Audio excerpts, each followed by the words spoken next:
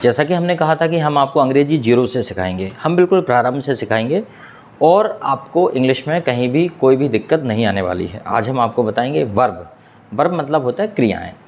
Generally क्या है, हमें एक डाउट होता है कि जो वर्ब होती है उसके सेकंड फॉर्म समान होते हैं, और कई बार ऐसा लगता है कि सेकंड फॉर्म और थर्ड फॉर्म में अंतर होता है, और कई बार ऐसा लगता है कि तीनों फॉर्म एक से होते हैं, और कई बार ऐसा लगता है कि पहले दो फॉर्म तो अलग होते हैं और तीसरा फॉर्म, दूसरा और तीसरा फॉर्म एक समान हो जाता है। तो ये डाउट रहता है हमें कि आखिर हम देखें कि वर्ब कैसे बनते हैं और वर्ब कितने प्रकार के होते हैं। ये चीज़ें अगर एक बार देख ली जाएँ तो हमें आसानी होगी। जनरली हम देखते हैं, जैसे गो वर्ब देखते हैं तो हम बोलते हैं गो, वेंट, गॉन और गोइंग। ठीक है, कैसे बना। अगर हम दूसरा वर्ब देखते हैं, जैसे कट हमने वर्ब लिया, तो आप देखते हैं कि कट कट कट, आपने देखते हैं कि कट कट कट वर्ब ऐसी है कि उसके तीनों फॉर्म कटिंग समान है। लेकिन कुछ ऐसी वर्ब होती है, जैसे आपने देखा कि बैंड, तो इसका सेकंड फॉर्म बैंट हो जाएगा। जैसे मान लीजिए आपने फीड बनाया तो इसका सेकंड फॉर्म फेड हो जाएगा। ठीक है, तो इस प्रकार के वर्ब में किस प्रकार के नियम आते हैं थोड़ा सा हम एक बार देख लेते हैं। आप इस वीडियो को ध्यान से देखिए तो आप वर्ब के नियम समझ जाएंगे। और देखिए, सारी वर्ब को याद करके नहीं बैठना, पर यह है कि जितनी ज़्यादा आपको समझ में आ गई उतना काफ़ी है। धीरे धीरे नियम एक बार समझ में आ जाता है तो बनने लगता है कि आखिर कैसे हम बनाते हैं।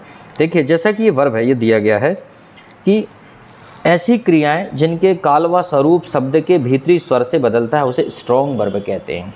ठीक है, मतलब जिनके भीतरी स्वरूप से जिनका रूप बदलता है, स्वरूप बदलता है, उसे हम स्ट्रॉन्ग वर्ब कहते हैं। उदाहरण के तौर पे जैसे हमने कहा, पहला है बैंड, तो इसमें जो इसका जो सेकंड होगा वो हो जाएगा बेंट, और फिर हो जाएगा बेंट, और फिर हो जाएगा बेंडिंग। ठीक है, इसी प्रकार के बहुत सारे दिए गए, जैसे कि हम लोग देखते हैं स्पेंड या सेंड, सेंट, सेंट, सेंडिंग।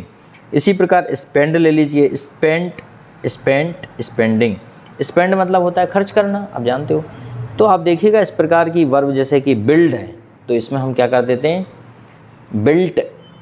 जैसे हमने कहा सेंड, तो इसे कर देते हैं सेकंड फॉर्म सेंट। जैसे हमने कहा स्पेंड, तो इसे कर देते हैं स्पेंट। ठीक है, ये इस प्रकार के वर्ब जो है स्ट्रॉन्ग वर्ब कहलाते हैं। अब दूसरे नंबर पे हमारा दूसरे टाइप का वर्ब है जिनमें डबल ई आता है, उनका दूसरा तीसरा स्वरूप बनाते समय हम एक ई को हटा देते हैं। समझ में आया। एक नियम ये है जिनमें डबल ई आता है। पहले हमने क्या किया था, जैसे कि बैंड है तो हमने डी को हटा के क्या लगा दिया था, टी लगा दिया था, तो बैंड का क्या हो गया था, बेंट, यही हुआ था। ठीक है, जैसे कि बिल्ड था तो हमने डी हटा के क्या कर दिया था, टी, बिल्ट।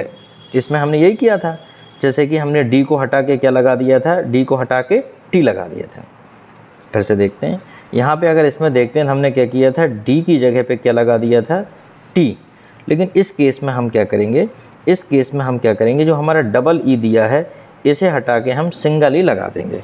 उदाहरण के तौर पे हमारा पहला वर्ब है, जैसे कि ये फीड, तो हम इसे कर देंगे फैड, सेकंड भी हो जाएगा फैड। फिर जैसे हो गया ब्लीड तो क्या हो जाएगा, ब्लेड, ब्लेड। जैसे कि ब्रीड, ब्रीड, ब्रेड, हाँ वही ब्रेड, ब्रेड। जैसे आ गया स्पीड, स्पैड, स्पैड। आ गया मीट तो क्या हो जाएगा, मैट, मैट। ठीक है, तो इस प्रकार से हम जहाँ कहीं भी वर्ब बनाएंगे तो जहाँ पे हमें डबल ई मिलेगा, क्या मिलेगा, डबल ई, तो उसको हटा के हम क्या लगा देंगे, सिंगल ई लगा देंगे, अगर हमें सेकंड और थर्ड फॉर्म बनाना है। चलिए आइए हम तीसरे नियम पे पहुँचते हैं। हमारा जो तीसरा नियम है इसमें हम क्या करते हैं कि इसमें हम डबल ई में से एक ई को लगाते हैं, ठीक है, और पीछे हम टी लगा देते हैं। जैसे कि यहाँ पे दिया है स्लीप, तो हम क्या करेंगे, इसमें से जैसे ये डबल ई दिया है, ठीक है, तो हम यहाँ पे क्या करेंगे, ये जैसे मान लीजिए उदाहरण के तौर पर डबल ई दिया है तो हम यहाँ पे क्या करेंगे, सिंगल ई ले लेंगे, ठीक है, और इसके पीछे टी भी लगा देंगे, तो क्या हो जाएगा, उदाहरण के तौर पे ये देखिए, जैसे कि स्लीप तो हम कर देंगे स्लैप्ड, स्लैप्ड। जैसे कि नील, नेल्ड। जैसे हमने कहा sweep, swept, weep, wept, feel, felt. Any problem. तो इस प्रकार से हम जो है, इस प्रकार से हम पीछे टी लगा देंगे इनके, ठीक है, और यहाँ पे दो की जगह एक हम वॉल का इस्तेमाल करेंगे, एक स्वर का इस्तेमाल करेंगे। ठीक है। इनको बहुत ज़्यादा रटना नहीं है, बस आपको एक बार जनरली देख लेना है ताकि आपको समझ में जाए। फिर उसके बाद है कुछ ऐसी क्रियाएं होती हैं जिनके सेकंड और थर्ड फॉर्म में ऑट और OGST जोड़ना पड़ता है। एक तो ये जोड़ देते हैं हम OUGST और OGST UGST जोड़ देते हैं। देखते हैं कैसे। जैसे थिंक का थॉट, OUGST जुड़ गया इसमें, थॉट। जैसे कि टीच, टॉट, ठीक है, UGST जुड़ गया इसमें। जैसे ब्रिंग, ब्रॉट, OUGST जुड़ गया इसमें। बाय, बॉट, OUGST जुड़ गया। तो कुछ ऐसी वर्ब होती हैं जिसमें हम OUGST या UGST जोड़ देते हैं। चलो अब और आगे देखते हैं और कैसे वर्ब बनते हैं। जैसे कि कुछ ऐसे वर्ब होते हैं जैसे डिले, ठीक है।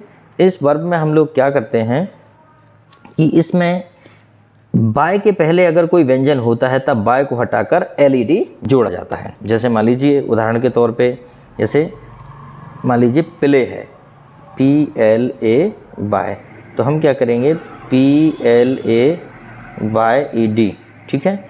अगर यहाँ पे बाय के पहले अगर कोई बाउल है तो क्या करेंगे ED लगाएंगे, ठीक है।